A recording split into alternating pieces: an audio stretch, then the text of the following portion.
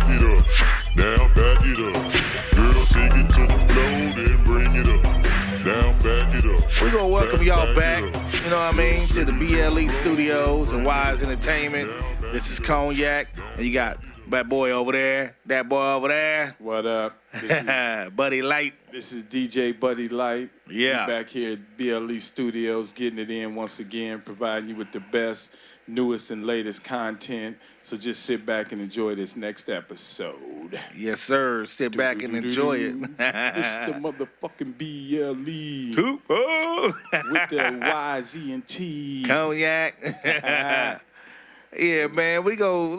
You want to just jump on in, man, and Hey, jump with it. I want to jump on in. I want to talk about Angela Yee. I think I messed her name up, but that Angela shit is Yee. a tongue twister, nigga. I was struggling with the other day. Right. Angela. And we gonna call her Angie. Yeah. Nah, I ain't gonna do that to you, baby.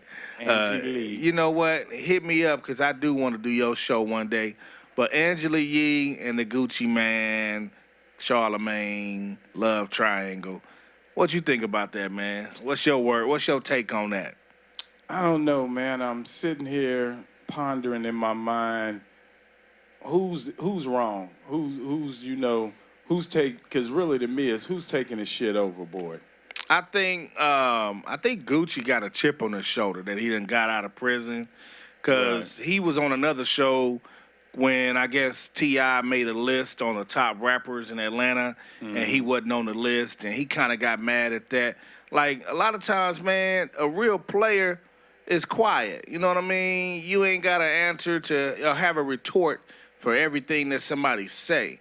You know what I'm saying? Because if your fans feel that you the best, let the fans be the ones that talk. Who gives a shit about T.I.'s podcast and what he talking about and how he feel who is the top or not, this and that, because he going to include himself. So won't you get your own podcast and include yourself? I mean, it's really just the beholder, whoever is controlling the narrative. So I just think Gucci kind of, got a chip on his shoulder. He's, getting old receipts from Angela Yee, back in the day.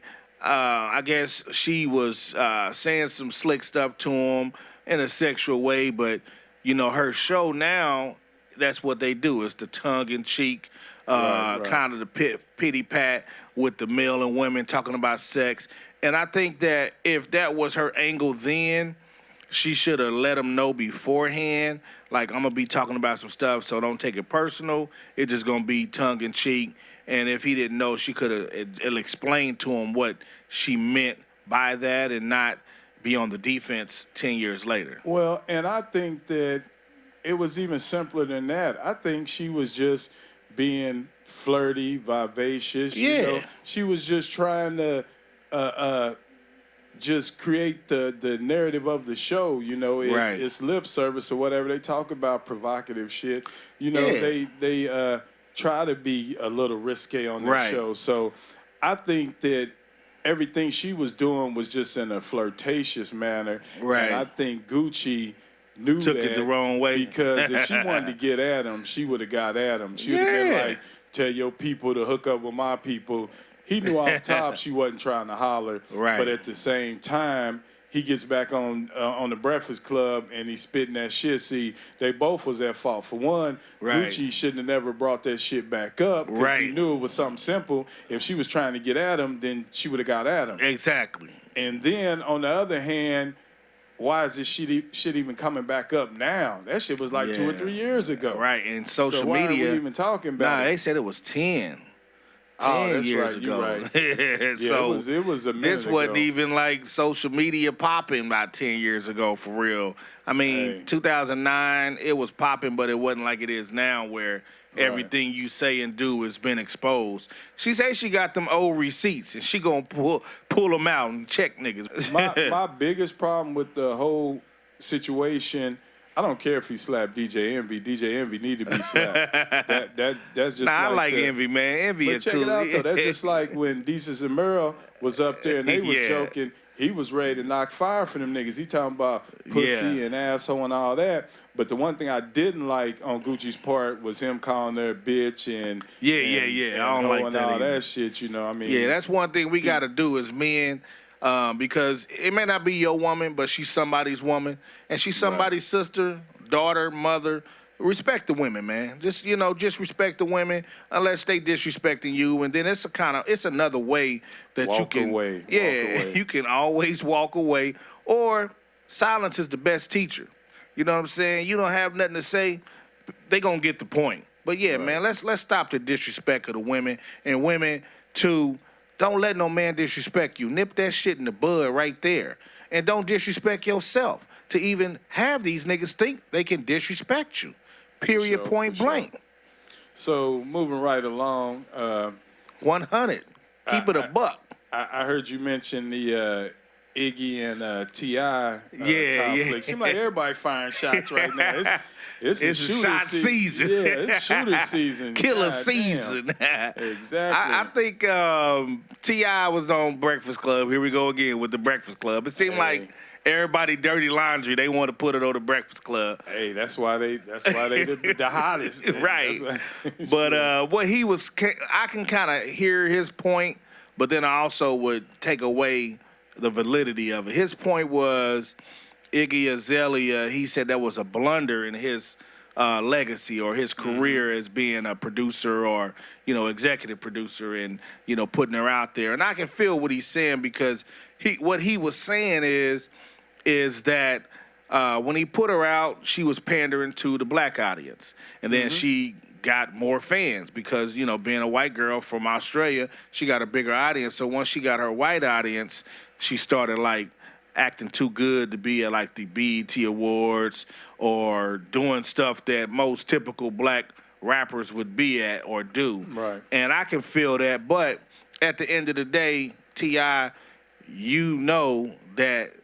that was going to happen before it happened. And then you're dealing with a woman who you can't control. They're going to do their own thing. So she got her own country behind her. Exactly. So that's my part that I want to say, and I'll take away his validity because a lot of these cats, they get mad when these other cultures do what they do. First of all, they culture vultures. What you think a vulture going to do?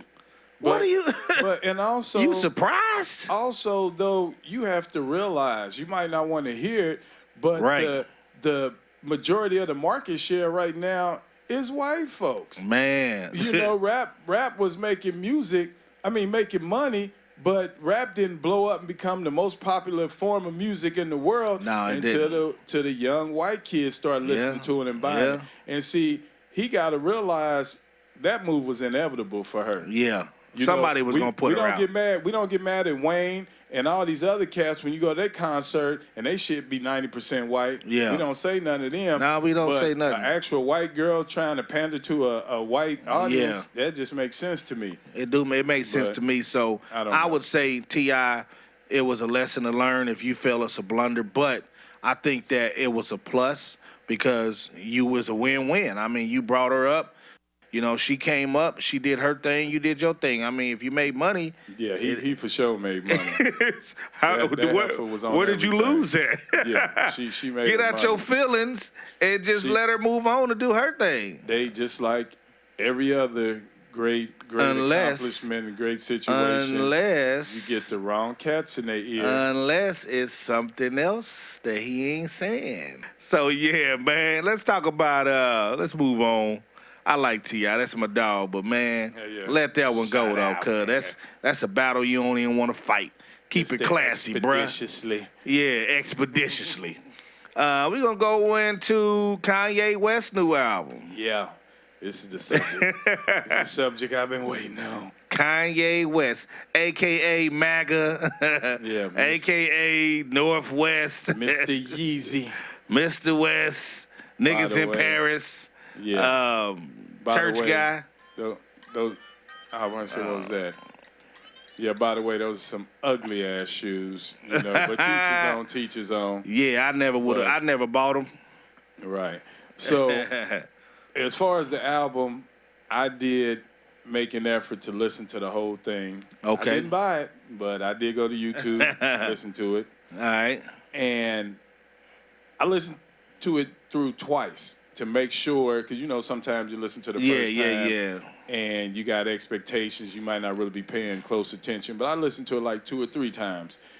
And my whole opinion on Kanye as far as going gospel, I think the reason why people are really hating on the album is because, or at least to me, he didn't truly go gospel. Right. All he did, he still got the same secular content. He's still using the same metaphors, talking about the same shit, but then he just put a choir behind him. Right, and right. In my opinion, if you really gonna represent that culture and really act like you trying to change your life and be in a different lane, you got to be a student of the game. You got to study the Bible or whatever religion you're trying to push out there. You gotta give us some content as far as the religion, bro. Don't sit up there and still be talking about Chick-fil-A and McDonald's and shit, and then just got some beautiful choruses going on in the background. Or because it ain't nothing but another Yeezy album at that point. Or the same thing you talking about. Everybody know about Abraham and all the other people that is always talked about. The basic lessons. The basics that you learned when you was a kid. Yeah.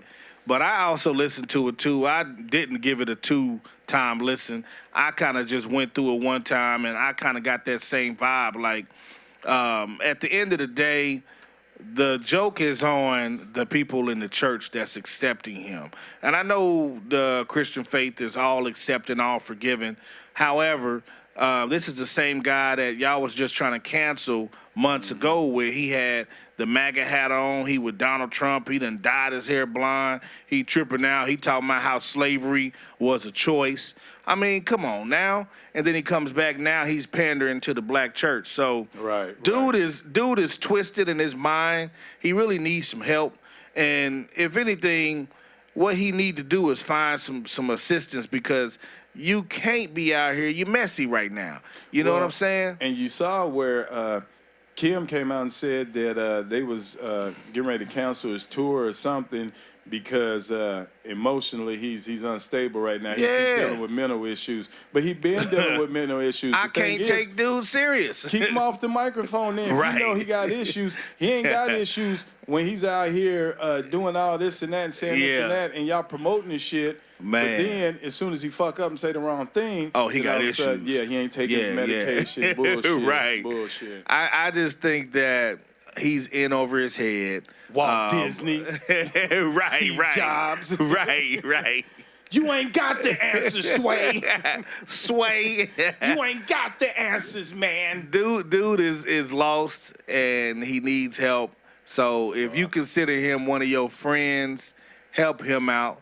You know what I'm saying? Get him some serious attention to where he can figure out what he want to do with himself and what he's trying to do, like what his mission is. Because at the end of the day, I ain't with it. I ain't falling for it, and we ain't gonna stand. I ain't finna go listen to it. I'm not finna download it, stream it. I gave it that once over listen because as a journalist, a professional journalist that I am, right. You know what I'm saying? Got the credentials. I gotta look it up to talk shit on. You know, so I'm not buying it, Kanye. You know what I'm saying? Just stop it, dog. Just stop it. Next topic. well, no. Before we go. 1 out of 10, what do you rate that album?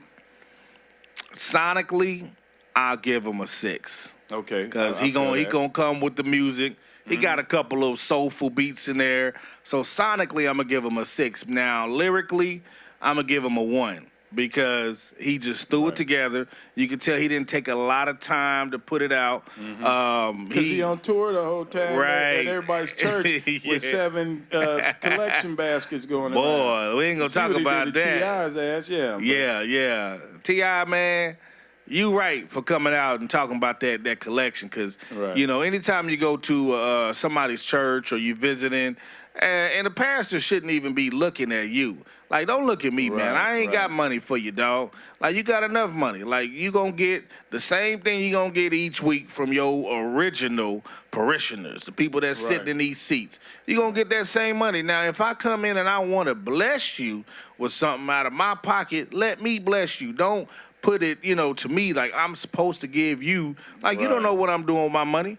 They got anxious and they didn't want to miss out on that bag, boy. They saw that bag. We talked about the black church last time. Like, I want to ask the black church this: since we back on that topic, how many schools do y'all have set up? Right. How many jobs have y'all provided? How many people have y'all put through college? Because y'all making a whole lot of money trying to compete with Puff Daddy and Jay-Z and them. Y'all ain't supposed to be competing with them. Well, and the thing also is that, they might have their accolades and they might have been doing stuff for the community, but if we don't centralize that effort and make it a movement to where it can actually be seen and felt throughout the world, then all that background shit, it slowly dies. It dies off and we quit talking about it. If they're not pulling their resources together and making a conscious effort to change circumstances for all black people, then it's falling by the wayside. Because I see a lot of self-serving people out there. And that's all I'm going to say about it. Yeah, I was just say we're gonna keep it light and fun. Keep it moving. and Cognac, you said you wanted to talk about cancel culture. I think that's an important issue right now. So I'm gonna let you speak on that. Yeah, let's talk about cancel culture, because at the end of the day, here we are. We talk about Gucci did this. Not Gucci Mane, but Gucci the designer. Last year, I remember or was it this year? They came out and they had the black face. And then Floyd Mayweather was doing what he was doing with it. And everybody's like, we're going to protest. But not even a week later, I'm in L.A., I'm in the club, and all I see niggas is with Gucci on, Gucci belts, Gucci shirts. Right. And I'm just like, damn, like, who's protesting? And I ain't never really bought no Gucci shit, so I didn't give a damn whether or not people was protesting. However, I wasn't going to go out and buy none. Or we could talk about any of the other designers that said anything detrimental to black people and people still support them, like Tommy Hilfiger, all of them. Timberland boots. Right. And you can't get niggas to stop wearing Timberlands. They got an excuse for an excuse to wear some Timberlands. And then we're going to talk about the R. Kelly cancel culture. Like, if we going to connect the person to their music, how about we connect Tank? Because just about a week or so ago, Tank, and not say, he didn't like start the topic. Angela Yee asked him a question, and then he was going into, well, if you did this twice, then I wouldn't consider this as that. And then he went into some other stuff, and he kind of got lost in it because she set him up and baited him. However, I think she did it on a slick tip because she knew that it was something about him, because he said some outlandish stuff before. Right, about what his wife do and all that stuff. And if we cancel Frank Ocean, because when he came out, he said he was gay, people stopped supporting him, stopped buying his stuff. Lil Nas X, he came out, said he was gay. His stuff was up like this. He was like on the Billboard, #1. And as soon as he said that, the black culture was like, ew, we ain't riding with him. So is it like a selective thing that we're doing? We're selecting who we want to ride with and who we don't want to ride with? Or should we just keep it 100 and let everybody do what they want to do? Because you can't dictate what somebody gonna listen to. Like, I could be riding in my car and I like R. Kelly. I got a lot of his music. I mean, I don't like the stuff that he did. You know what I'm saying? But if I want to play one of his songs, allegedly, we ain't seen the trial yet. Well, in that particular case, take the buyout. They did take the payoff. Yeah, everybody guilty in that particular case. But what I'm saying is, cancel culture. You practice that first. Don't put it on everybody else. And just my take on it. Well, you want to hear my take? Fuck all that shit. I don't give a fuck about Gucci, Tommy Hilfiger, whoever. Yeah. If you want to cancel some shit, cancel motherfucking police brutality. Exactly. Cancel motherfucking systemic racism. Exactly. You know, cancel these motherfucking politicians dictating how our lives should be and trying to dictate, you know, what we can do with our bodies and our minds and shit. That's the shit that we should be working on counseling. Canceling. Yeah. That's the whole fucking problem. We get so caught up in material shit and bullshit that don't even matter at the end of the day. We missing the bigger picture. So the bigger picture. That's all I'm saying. If you're gonna cancel some Christmas shit, too. Yeah, and be adamant about some shit, be adamant about some shit that's gonna actually change lives. Exactly. That's my take on that shit. Hey man, that's real talk, because at the end of the day, we caught up in this bubble where we only exist in that bubble. Everything else outside of that bubble, like the politics, like the police brutality, like banking, like buying homes, like black people, you know, elevating themselves and creating, you know, net worths and things like that. We not mentioned, or we not even talking about that kind of stuff. Like, we need to get on a higher plane. Until you elevate yourself and raise your consciousness, you're going to always fall for the bullshit. Every time. What else can we talk about? Man, I want to send a special RIP to John Witherspoon, man. Famous comedian, just passed. He was only, 77 years old? 77, yeah. Man. If y'all don't know who that is, if you saw Friday, next Friday, and Friday after next, that's Pops. The Wayans Brothers show, Boomerang. He used to work with Robert Townsend. He did a couple stand-ups. Matter of fact, I saw him at the Improv here in Kansas City one time. Dude was special, man. And we talking about somebody who came, saw, conquered, left his mark. Yeah. And if you ever heard bang, bang, that was him. Bang, bang, bang, bang, bang, that was him. I didn't Beavis and Butthead steal that shit? They got away with it. Did you mention the Boondocks? The Boondocks, yeah, that was Pops on the Boondocks. Yeah. But yeah, man, it's just, you know, he came and left a mark. And, you know, we can't, you know, leave this show tonight without giving him a special, you know, shout out, special blessings, you know, go to him and his family, you know. And, man, it's just, you know, one day you're here, next day you're gone. But at the end of the day, make sure that you put an impact on somebody else's life and do something positive. Like Nori said, give them their flowers while they're still here. Exactly. Yeah. Anything else you wanna rap about tonight, man? Well, you know, I'm trying to shorten the length of the show a little bit, you know, so we can get a few more subscribers, you know, because I think y'all be forgetting to like, share, and subscribe to the podcast. But we coming up on your back. You ain't gonna keep us down, so I ain't even worried about it. But since we're on the subject of John Witherspoon, who's your top 5 most influential or funniest black comedians out there? Top 5. Alive or you know. Dead or alive. Yeah.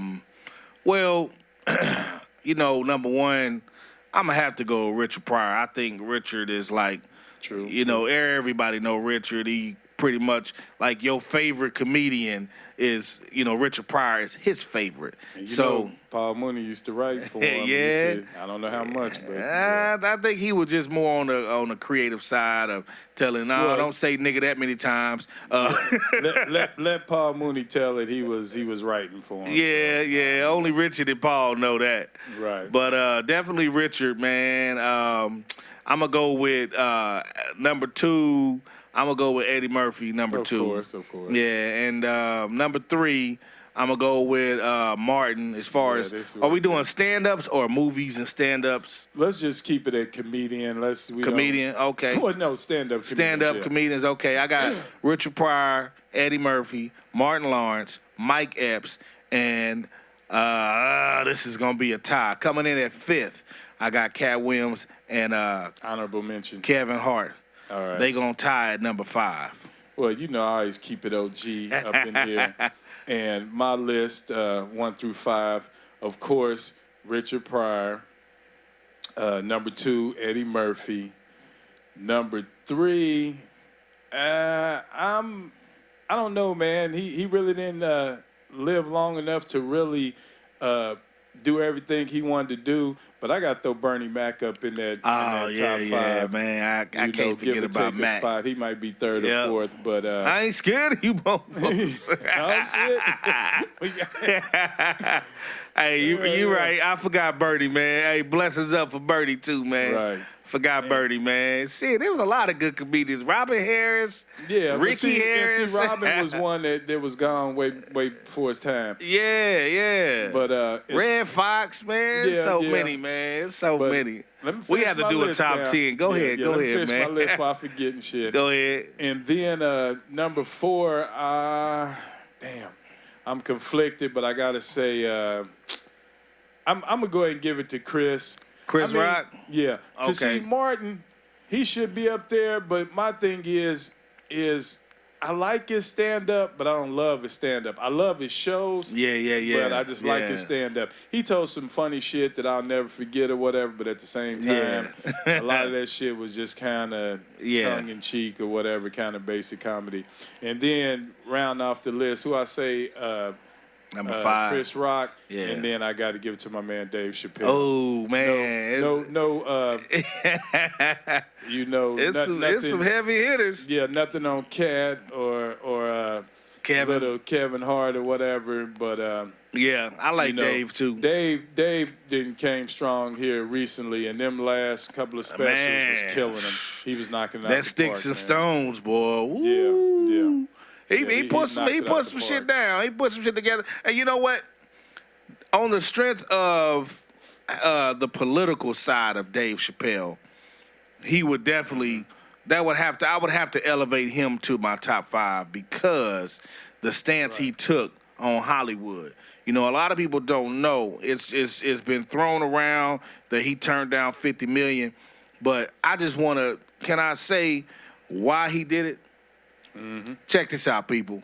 I've actually read this. This ain't nothing I saw a soundbite of or a clip on YouTube or something like that. But if you read the articles, you'll get the better full understanding of what happened. Dave Chappelle went to Comedy Central. He used to be called Pilot Boy. Yeah. You know, he had a lot of pilots he used to pitch, and they never really picked it up. And once the Dave Chappelle show got picked up, they was like, we're going to give him a shot. If you blow up, basically what Comedy Central's telling him, then we going to split the proceeds 50-50. They wasn't expecting him to blow. So Dave Chappelle, that Chappelle show after season 2, he made $500 million. So what they were supposed to give Dave was $250 million. Right. They told Dave, no, we didn't say that. We're going to give you 10%. And Dave was like, fuck that. I don't want $50 million. So where was the contracts at? They had a contract, but you know, we talking about Hollywood, man. It must have been a lot of the land of shampoo. Yeah, the land of shampoo. A lot of ambiguity in that contract. A lot of ambiguity. And they shampooed lawyers for, though. I'm just saying there's no way that should ever happen. Yeah, I think he still walked away with something, but they owed him $250 million, and he was like, fuck the 50, I want the 250, and if you're not going to give me that, I'm out of here. And then with the dress shit, you know, fucking around with Martin on Blue Street, you know, like, I give him more props, and he's definitely, I have to rearrange my top 5. Right. I'm going to put him at 5, and then Kat and Kevin could be 6 and 7. And I ain't try to rhyme it, just how it went. But, yeah, I like Dave Chappelle. I respect the man for having some integrity. That's a hard thing to have in Hollywood. A lot of cats don't have it. A lot of cats want that money, and they'll do whatever to get more of the money. And which is our topic for next week. Yeah, we're going to talk about some money. What niggas would do for the money? What would you do for the dollar? Any goddamn thing. Anything in the world. Boy, niggas is doing something strange for a little piece of change. Like Mike Evans said. That's a good way to end the podcast. Yeah. Hey, y'all. Appreciate y'all tuning in. Please like, please share, please subscribe. We are nothing without our fans. Hopefully we can build this up and y'all see the talent that we have coming out of Kansas City. It's not just rappers here. It's not just a few actors here. We got real people with real talent, and we started from the grassroots. I'm Cognac. This is DJ Buddy Light, BLE Inc., along with Wise E and T, and we signing out, baby. Back it up. Back it up. Back it up.